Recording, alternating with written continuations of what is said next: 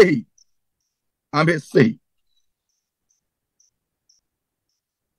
ଆଉ ଏଠି ଆମେ ଦେଖୁଛୁ ତାପରେ ସେ କହୁଛନ୍ତି ମୁଁ ହିଁ ସେଇ ସ୍ୱର ଶୁଣିଲି ଆଉ ଅନ୍ୟମାନେ ଶୁଣି ପାରିଲେ ନାହିଁ ତହିଁରେ ମୁଁ କହିଲି ମୁଁ କଣ କରିବି ଆମେ ପରିବର୍ତ୍ତନ ହେଇକି ଏତେ ଏତେ ବର୍ଷ ହେଇଗଲାଣି ଆଜି ଯାଏ ପଚାରିନ ପ୍ରଭୁ ମୁଁ କଣ କରିବି କେ ପଚାରିଛନ୍ତି କି ପଚାରିନ ମୁଁ ଜୁନ ମାସ ଏଇ ମାସ 5 ତାରିଖ दिन परित्राण पाई जून मास 5 तारिख 1984 मसीहा माने आसंता काली मोर परित्राण पाइबार आरंभ है 40 वर्ष आसंता काली मोर रिबर्थ 40 इयर्स मु सेलिब्रेट करी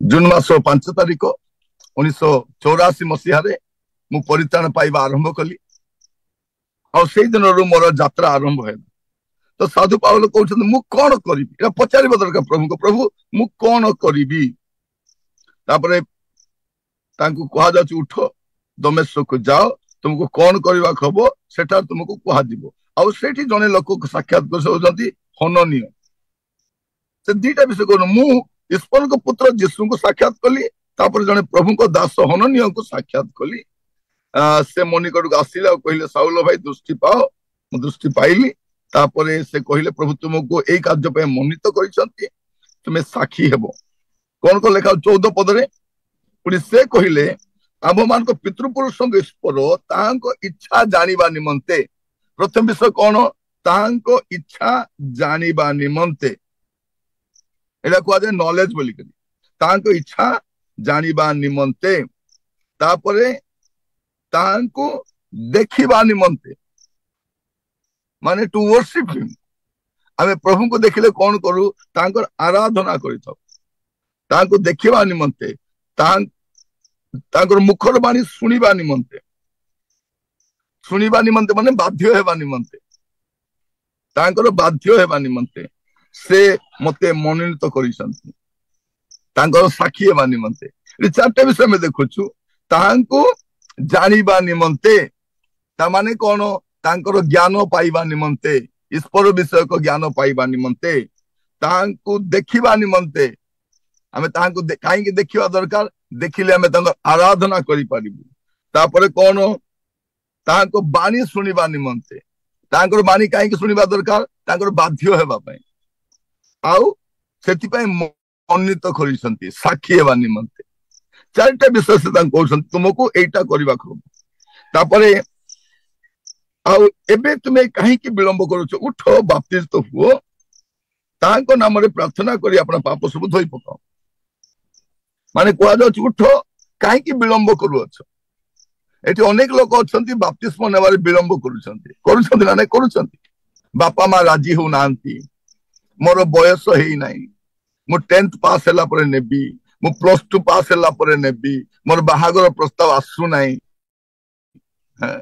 केते स्टोरी कहउछि बाप्तिस्म केते निया जाए मन परिवर्तन ला पर निया जाए साउलंकर परिवर्तन नहीं जाइछि एबे कह जाउछि साउल भाई उठो जाई की बाप्तिस्म तो हुओ तापर से आउ अन्य स्टोरी गुडा कहउछंती मु केमती अन्य मान को कष्ट दउथिली मु स्टीफान को रक्तपात मु चाक्षुष साक्षी से पाखरे ठिया हितिली से मारुथिले से को समर्थन करूथिली एटा प्रभु से माने जानि छंती प्रभु को कौन बोल कह जाउछि तुमको विजाति मान को निकट रे प्रेरणा में करिबु एटा क्रोधित जनता को सम्मुख रे पाउल अछंती तो एटी हम तीनटा विषय देखुछु गोटे परिवर्तन पूर्व जीवन से तांकर पृष्ठभूमि कहउछंती आ ईश्वर विश्वासी मान को केमती घृणा करूथिले सेटा कहउछंती की परिवर्तन हेले ईश्वर को पुत्र को साक्षात कले तापर ईश्वर को दास को मध्य से साक्षात कले परिवर्तन पर कौन लिखा अछि तुमको आम विजाति मान निकट को पठाऊ प्रभु कहवाई चाहती जे तुमको आम जिहुदी मान मध्य बाछिलु अण जिहुदी मान मध्य साक्षी होगा जिहुदी मान मध्य बाछिले अण जिहुदी मान पाखु जापर पढ़ा 22 ରୁ 29 22-29। लोक माने यही पर्यंत तांको कथा शुणी बड़ पार्टी कहिले एपरी लोकटाको पृथ्वी दूर कर कारण तार बंची रहा उचित नुहे। आउ जेतेबेले सेमाने चित्कार करी आपणा आपणा वस्त्र फोपाड़ी आकाश आड़कू धूली पकाइबाकू लागिले सेतेबेले सहस्र सेनापति तांको गड़ भितरकू घेनी जिबा पई आज्ञा देले। पुणी लोके काहींकी तांको विरुद्धरे ए प्रकार चित्कार करूअछंती एहा जानिबा पई कोरोडा प्रहार द्वारा तांको परीक्षा करबा निमंते आदेश देले। सेमाने तांको कसा मारिबा पई बांधिला उतारे से निकटरे ठिया होइतिबा सत्य सेनापति की कहिले जने रोमियो प्रजार विचार न करी ताको कोरोडा मारिबा आपण मानक पक्षरे कि आईन संगत। सेही सत्य सेनापति यह शुणी सहस्र सेनापति निकटकू जाई तांको सेही कथा जणाई कहिले आपण कोन करिबाकू जाउ अछंती एही लोक तो जने रोमियो। सेतिरे सहस्र सेनापति आसी तांको कहिले मते कुह तुंबे कि जने रोमियो? से कहिले हां। एथिरे सहस्र सेनापति उत्तर देले अनेक अर्थ दे मु एही नागरिक पद प्राप्त होइअछि। पाउलो कहिले किंतु मु जन्मरे रोमियो। तेबे जेउ माने तांको परीक्षा करिबाकू उद्यत थिले सेमाने तत्क्षणात सेतिरु निवृत्त हेले। आउ सहस्र सेनापति सुधा से जे जने रोमियो यह बुझिबारु और तांको बांधिबारु भीत हेले। आम द्वितीय देखुछु जैसे रोमियो शासक को आखरे पाउल अछंती तांको प्रहार करूछंती तांको प्रश्न करूछन। से कहले तुमे जानिछ मु जने रोमियो नागरिक?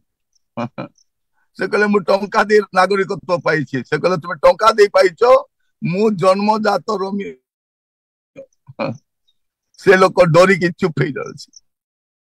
माने भाबी देखंतु जते आपन को विरुद्ध लोक मान आसीबे सुनंतु आपन जवाब देबा पे शिखितिबार अछि। अबे पाउलो को शिखुछु कोठी नीरव रहबार छै कोठी कथा हेबार अछि। थरे मोर जने सांग तांको घर को मु जाइथिनी बहुत घनिष्ठ से माने ब्राह्मण परिवार लोक मु जाइछि जाए खाए से मान भी आम घर का पिला आम घर को आसती से घर पिला भाया व्यवहार करती। तो तांकर बड़ भाई जने लेक्चरर एबे से प्रिंसिपल ही गलेनी कॉलेज रो से लेक्चरर पॉलिटिकल साइंस रो लेक्चरर से मते पचारले निरंजन आम देश रे एते भगवान थाउ थाउ तुम जीसु को कहीं मानुछ कौन पाई मानुछ कौन आमर भगवान नहीं? मु तांको हसिकी कहली भाईना एते भगवान अछंती किंतु परित्राण के देई पारिबे मुक्ति के देई पारिबे पाप क्षमा के देई पारिबे कि बोली पचारनी। से नीरव हे गले से आउ किछि कहि पारलेनी कारण से विज्ञ लोक जानी छन। प्रिय भाई भौणी माने आमे को जगह रे केमिति कथा बारे छै आमे जानि बा।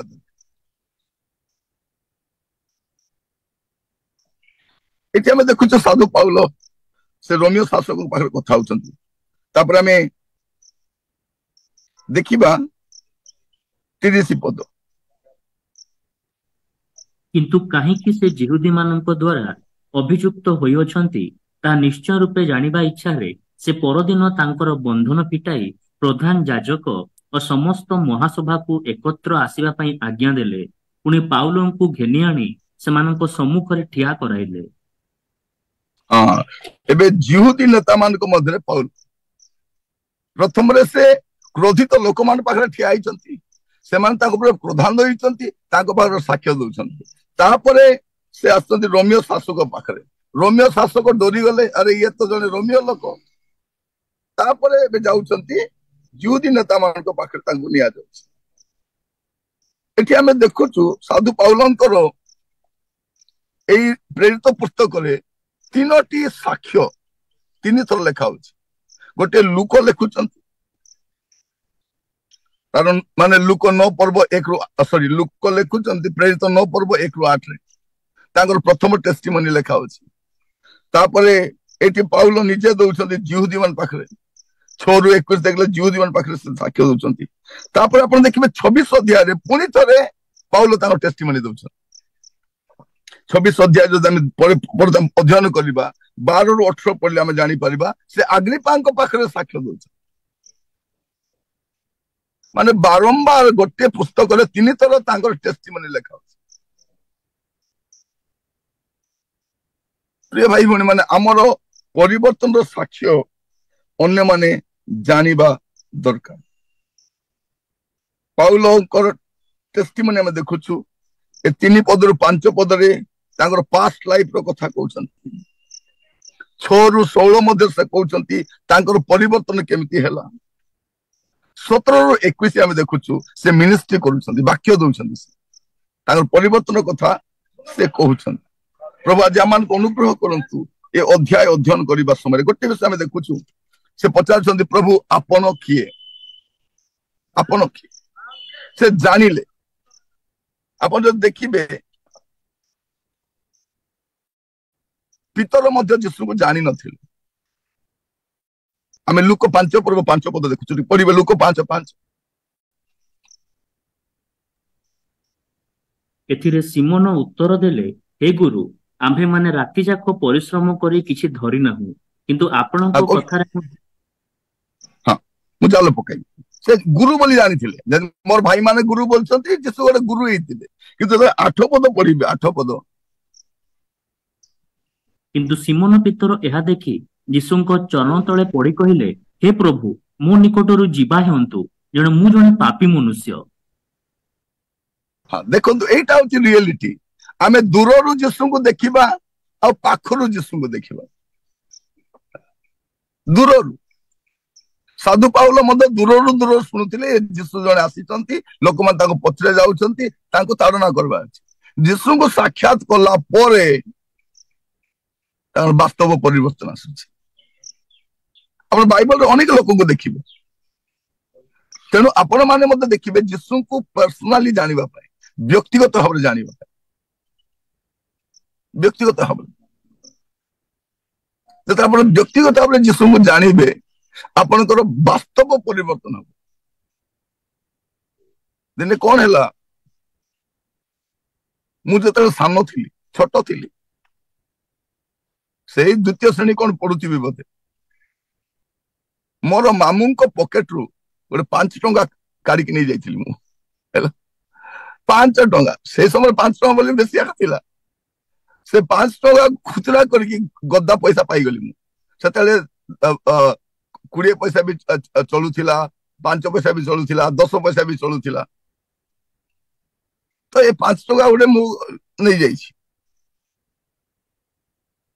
ତାପରେ ସେ ଖୁଚୁରା ପଇସାକୁ ମାଟିରେ ପୋତି ଦେଇକି ମତେ ଯେତେବେଳେ ଦରକାର ଗୋଟେ ଗୋଟେ କାଢି କାଢି ଖର୍ଚ୍ଚ କରୁଛି, ହେଲା। ମୁଁ ପରିବର୍ତ୍ତନ ହେଲା ପରେ ଦିନେ ପ୍ରାର୍ଥନାରେ ବସିଥାଏ, ପ୍ରଭୁଙ୍କୁ ପଚାରୁଥିଲି, ପ୍ରଭୁ ମୋର ଜୀବନରେ ଆଉ କଣ ପାପ ଅଛି ପ୍ରଭୁ, ଯାହା ସ୍ୱୀକାର କରିବା ଅଛି। ପ୍ରଭୁ ମତେ ମନେ ପକାଇଲେ, ଟିକେ ମନେ ପକା, ସେ 5 ଟଙ୍କା ନେଇ ମାଟିରେ ପୋତିକି ଚୋରି କରି ଖର୍ଚ୍ଚ କରୁଥିଲି। ତାପରେ କାନ୍ଦି କାନ୍ଦି ପ୍ରଭୁଙ୍କୁ କହିଲି, ପ୍ରଭୁ ମତେ ଦୟାକରି କ୍ଷମା କର। ପ୍ରଭୁ କହିଲେ, ମତେ କ୍ଷମା ମାଗିଲେ ହବ ନାହିଁ, ଯାହାର ପକେଟରୁ ତୁ ନେଇଛୁ ତାଙ୍କୁ କ୍ଷମା ମାଗିବାର ଅଛି। ଇତିମଧ୍ୟରେ ମୋର ମାମୁଁ ସେ ବମ୍ବେରେ ରହି ମିନିଷ୍ଟ୍ରି କରୁଥିଲେ, ସେ ମିଡିଆ ମିନିଷ୍ଟ୍ରି ସେ ସମୟରେ କରୁଥିଲେ ବମ୍ବେରେ ରହିକି। ମୁଁ ତାଙ୍କୁ ଚିଠି ଲେଖିଲି, ମାମୁଁ, ମୁଁ ଛୋଟ ଥିବା ସମୟରେ 5 ଟଙ୍କା କାଢିକି ନେଇଯାଇଥିଲି, ଦୟାକରି ମତେ କ୍ଷମା କରିବ। ତୁମେ ଜାଣିନ, କିନ୍ତୁ ମୋର ଭିତରେ ବହୁତ କଷ୍ଟ ହଉଛି, ମୁଁ ତୁମ 5 ଟଙ୍କା ଚୋରିକି ନେଇଯାଇଛି, ମତେ କ୍ଷମା କରିବ। ମୁଁ ଲେଖିବା ସମୟରେ ମୋର ଆଖିରୁ ଲୁହ ବି ବାହାରୁଥାଏ। ଆଉ ସେଇ ସମୟରେ ଆମେ ସେ ଇଙ୍କ ମାଧ୍ୟମରେ ଲେଖୁଥିଲୁ, ସେ ଇଏ ପକେଇକି, ସେମିତିକା ପେନ୍ ଥାଏ। ମୋର ଅଶ୍ରୁରେ ସେ ଲେଖା ଗୁଡାକ ମଧ୍ୟ ଟିକେ ଭିଜି ଯାଇଥିଲା। ତାପରେ ମୁଁ ପଠେଇଲି, ମୋର ମାମୁଁ ସେପଟୁ ଗୋଟେ ଚିଠି ଲେଖିଲେ ମତେ, ଆଉ ବହୁତ ଖୁସିରେ ଲେଖିଲେ ଯେ ମୋର ଭଣଜାଟା ବାସ୍ତବରେ ପରିବର୍ତ୍ତନ ହେଇଯାଇଛି। ମୁଁ କାହିଁକି କହୁଛି ଆପଣ ମାନଙ୍କୁ, ଯେତେବେଳେ ଆମେ ବାସ୍ତବରେ ପ୍ରଭୁଙ୍କ କତିକି ଯାଉ, ଆମର ବାସ୍ତବ ପରିବର୍ତ୍ତନ ହେଇଥାଏ। ସାଧୁ ପାଉଲ ଯୀଶୁଙ୍କୁ ସାକ୍ଷାତ କଲା ପରେ ତାଙ୍କର ଗୋଟେ ବାସ୍ତବ ପରିବର୍ତ୍ତନ ଆସୁଛି। ଆପଣ ଦେଖିବେ ଯେସାଇ ତାର 6 ପର୍ବ ତାର 5 ପଦ। ତେବେ ମୁଁ କହିଲି, ହାୟ ହାୟ, ମୁଁ ନଷ୍ଟ ହେଲି, କାରଣ ମୁଁ ଅଶୁଚି ଅଷ୍ଟାଧର ବିଶିଷ୍ଟ ମନୁଷ୍ୟ ଓ ମୁଁ ଅଶୁଚି ଅଷ୍ଟାଧର ବିଶିଷ୍ଟ ଗୋଷ୍ଠୀ ମଧ୍ୟରେ ବାସ କରୁଅଛି, ତଥାପି ମୋହର ଚକ୍ଷୁ ସନ୍ନ୍ୟାଧିପତି ସଦାପ୍ରଭୁ ରାଜାଙ୍କୁ ଦେଖିଅଛି। ଦେଖନ୍ତୁ, ଜଣେ ଭବିଷ୍ୟତ ବକ୍ତା ଯୀଶୁଙ୍କୁ ସାକ୍ଷାତ କଲା ପରେ ସେ କଣ କହୁଛନ୍ତି? ହାୟ ହାୟ ମୁଁ ବିନଷ୍ଟ ହେଲି। ପ୍ରିୟ ଭାଇ ଭଉଣୀ ମାନେ, ଆମର ବାସ୍ତବ ପରିବର୍ତ୍ତନ ସେତେବେଳେ ହେବ ଯୀଶୁଙ୍କୁ ସାକ୍ଷାତ କରିବ। ସାଧୁ ପାଉଲ ତାଙ୍କର ପରିବର୍ତ୍ତନ କଥା ବାରମ୍ବାର ସେ କହୁଛନ୍ତି, ମୁଁ କେମିତି ପରିବର୍ତ୍ତନ ହେଲି, ମୁଁ ଏମିତି ଥିଲି। ମୁଁ ସ୍ତିଫାନଙ୍କର ମୃତ୍ୟୁର ସାକ୍ଷୀ ଅଟେ। ଯେମାନେ ତାଙ୍କୁ ମାରୁଥିଲେ ସେମାନଙ୍କ ଲୁଗା ମୁଁ ଜଗିଥିଲି, ମୁଁ ତାଡନା କରୁଥିଲି। କିନ୍ତୁ ଯୀଶୁଙ୍କୁ ସାକ୍ଷାତ କଲା ପରେ ମୋର ବାସ୍ତବ ପରିବର୍ତ୍ତନ ଆସୁଛି। ଆପଣ ଯଦି ଦେଖିବେ ଆଇବ ତାର ପ୍ରଥମ ଅଧ୍ୟାୟ ପ୍ରଥମ ପଦ, ଆଇବ ପ୍ରଥମ ଅଧ୍ୟାୟ ପ୍ରଥମ ପଦ। ଉସ୍ ଦେଶରେ ଆଇବ ନାମକ ଏକ ବ୍ୟକ୍ତି ଥିଲା, ଆଉ ସେହି ମନୁଷ୍ୟ ସିଦ୍ଧ ଓ ସରଳ ଓ ପରମେଶ୍ୱର ଭୟକାରୀ ଓ କୁକ୍ରିୟା ତ୍ୟାଗୀ ଥିଲା। ଏଠି ଆମେ ଦେଖୁଛୁ ଉଷ ଦେଶରେ ଆଇବ ନାମକ ଏକ ବ୍ୟକ୍ତି ଥିଲା। ସେ ମନୁଷ୍ୟ ସିଦ୍ଧ ସରଳ ପରମେଶ୍ୱର ଭୟକାରୀ କୁକ୍ରିୟା ତ୍ୟାଗୀ ଥିଲେ। କିନ୍ତୁ ଆମେ ଦେଖୁଛୁ 42 ପର୍ବରେ, 42 ପର୍ବ ତାର 5 ପଦ ଆଉ 6 ପଦ। ମୁଁ କର୍ଣ୍ଣରେ ତୁମ୍ଭ ବିଷୟ ଶୁଣିଥିଲି, ମାତ୍ର ଏବେ ମୋହର ଚକ୍ଷୁ ତୁମ୍ଭକୁ ଦେଖୁଅଛି। ଯେହେତୁ ମୁଁ ଆପଣଙ୍କୁ ଘୃଣା କରୁଅଛି, ପୁଣି ଧୂଳି ଓ ଭସ୍ମରେ ବସି ଅନୁତାପ କରୁଅଛି। ଏଇଟା ହଉଛି ପ୍ରଭୁ ଯୀଶୁ ଖ୍ରୀଷ୍ଟଙ୍କୁ ବାସ୍ତବ ଭାବରେ ଜାଣିବା ଦ୍ଵାରା ଆମର ବାସ୍ତବ ପରିବର୍ତ୍ତନ ଆସେ। ଏଇଠି ଆମେ ଦେଖୁଛୁ ଜଣେ ପ୍ରଭୁଙ୍କର ଦାସଙ୍କର ଜୀବନର ସାକ୍ଷ୍ୟ। ପ୍ରିୟ ଭାଇ ଭଉଣୀ ମାନେ, ପ୍ରଭୁ ଆମମାନଙ୍କୁ ଅନୁଗ୍ରହ କରନ୍ତୁ। ବାକ୍ୟର ପ୍ରକାଶନ ଆସିବା ସମୟରେ ଆମ ଜୀବନରେ ଗୋଟେ ବାସ୍ତବ ପରିବର୍ତ୍ତନ ଆସିବା ଦରକାର। ଏଇ ଅଧ୍ୟାୟରେ ଆମେ ଦେଖୁଛୁ ବିରୋଧୀଙ୍କ ମଧ୍ୟରେ ଈଶ୍ୱରଙ୍କ ସେବକ ଅଛନ୍ତି, ଆଉ ସେ ତାଙ୍କ ଟେଷ୍ଟିମୋନିକୁ ଦଉଛନ୍ତି ସେ କେମିତି ପରିବର୍ତ୍ତନ ହେଲେ, ପରିବର୍ତ୍ତନ ପୂର୍ବରୁ କେମିତି ଥିଲେ, କିପରି ପରିବର୍ତ୍ତନ ହେଲେ, ପରିବର୍ତ୍ତନ ପରେ ତାଙ୍କର ଜୀବନ କେମିତି, ସେବା କେମିତି କରୁଛନ୍ତି, ଏ সকଳ ବିଷୟ ସେ ପ୍ରାଞ୍ଜଳ ଭାବରେ ଏଠାରେ ଉପସ୍ଥାପନ କରୁଛନ୍ତି। ପ୍ରଭୁ ଆପଣମାନଙ୍କୁ ପ୍ରତ୍ୟେକଙ୍କୁ ଆଶୀର୍ବାଦ କରନ୍ତୁ। ଆସନ୍ତୁ ପ୍ରାର୍ଥନା କରିବୁ। ଅନୁଗ୍ରହକାରୀ ପିତା ପରମେଶ୍ୱର, ମୁଁ ଆପଣଙ୍କୁ ଧନ୍ୟବାଦ ଦଉଛି ଆପଣ ବାକ୍ୟ ଦ୍ଵାରା ଆମମାନଙ୍କ ସହିତ କଥା ହେଇଥିବାରୁ। ପ୍ରଭୁ ଆପଣଙ୍କର ଦାସ ମାନେ, ଖ୍ରୀଷ୍ଟ ବିଶ୍ୱାସୀ ମାନେ ସବୁବେଳେ ଯେ ଗୋଟେ ଭଲ ସମୟରେ ରହିବେ ତାହା ନୁହଁ ପ୍ରଭୁ। ବିରୋଧୀ ମାନଙ୍କ ମଧ୍ୟରେ ସୁଦ୍ଧା ନିଆଯାଇ ପାରନ୍ତି, କିନ୍ତୁ ବିରୋଧୀ ମାନଙ୍କ ମଧ୍ୟରେ ଯେପରି ଆମର ଟେଷ୍ଟିମୋନି ରହିବ ପ୍ରଭୁ, ଆମେ ସାକ୍ଷ୍ୟ ଦେଇପାରିବୁ, ଏ ପ୍ରକାର ଆପଣ ଆମମାନଙ୍କୁ ଅନୁଗ୍ରହ କରନ୍ତୁ। ପ୍ରତ୍ୟେକଙ୍କୁ ଆପଣଙ୍କ ହସ୍ତ ରଖିଲି ପ୍ରଭୁ, ଆପଣଙ୍କ ଦୟା ଗୁଣରେ କଢେଇ ନିଅନ୍ତୁ। ଆମମାନେ ଯେକୌଣସି ପରିସ୍ଥିତିରେ ରହୁନା କାହିଁକି ପ୍ରଭୁ, ସେ ପରିସ୍ଥିତି ମଧ୍ୟରେ ଯେପରି ଆପଣଙ୍କ ପାଇଁ ସାକ୍ଷୀ ହେଇପାରିବୁ, ଏଥିପାଇଁ ଅନୁଗ୍ରହ ପ୍ରଦାନ କରନ୍ତୁ। ଆଦର ମହିମା ଗୌରବ ଆପଣଙ୍କୁ ଦେଇ ପ୍ରାର୍ଥନାଟି ମୋର ପ୍ରାଣର ପ୍ରିୟ ଯୀଶୁଙ୍କ ନାମରେ ମାଗିଲି, ଆମେନ୍।